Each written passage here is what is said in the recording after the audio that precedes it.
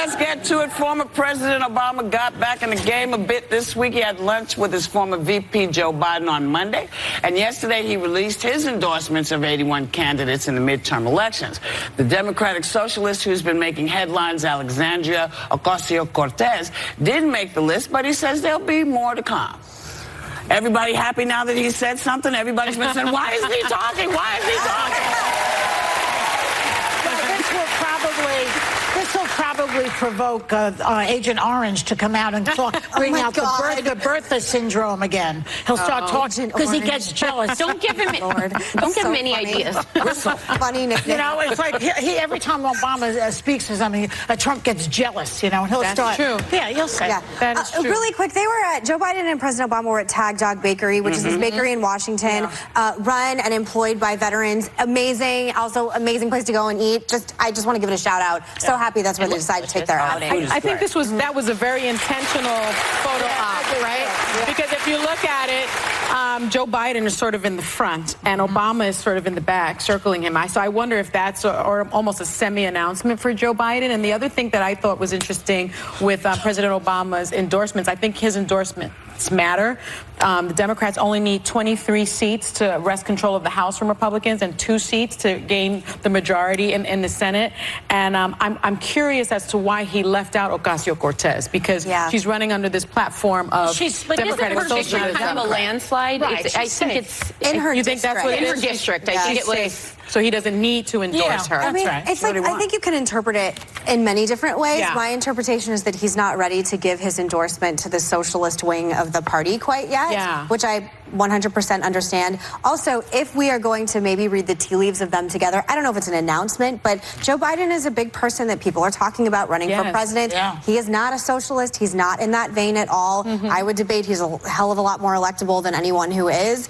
And it would be an interesting conundrum for the Obamas to be in if he ran for president against an up-and-comer socialist. Because at a certain point, Valerie Jarrett came on here and she was like, we're a big tent party. We're a big tent party. That's great. But at a certain point, you will pick one nominee. And one nominee will represent socialist Democrat or regular. Right? Because Bernie tried this. Yes. You know? The Democratic Socialism. I just hope the memes come back. Those two are awesome online. The romance is wonderful. It is real.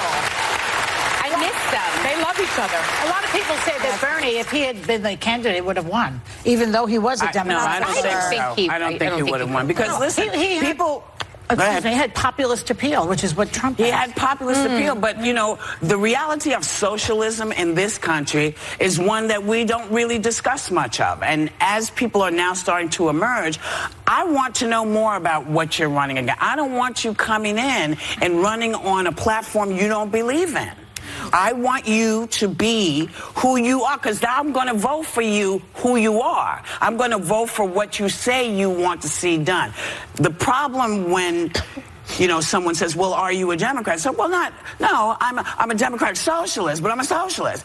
Be yourself, be who you are. Well, see, that's the thing. When she came here, I am also concerned about this. You know, what does socialism look like here in the United States? But her platform sounded kind of mainstream. Medicare for all, universal jobs guarantee, fully funded public schools, paid family and sick leave, housing as a human right, justice system reform. So that doesn't seem so out there because to me. She keeps completely biffing, and if you watch her clip from The Daily Show, she can't explain how we're going to pay for it, which was also Bernie Sanders' problem. And at a certain point, I mean, everybody wants health care for, I mean, everyone, if we had the means to in every way. And by the way, discussing socialism on this show triggers everybody in the world, me being against it. I mean, having our heated discussion that we had last week, I get that there are people in this country that are for it. I'm 100% against it. And until, like Bernie Sanders says, Medicare for all plan would cost $32.6 trillion over 10 years, according to George Mason Center. And I just believe that at a certain point, if you want this platform, that's fine. Explain how we're going to pay for it. And if everyone who's for it, you have to pay the 70% or 80% in taxes that they are proposing. I don't know if you have everything right there, Megan. A lot of these countries have similar tax rates that we have, and they're able to do a lot of that. Small European countries that in no way... Canada has Medicare for all.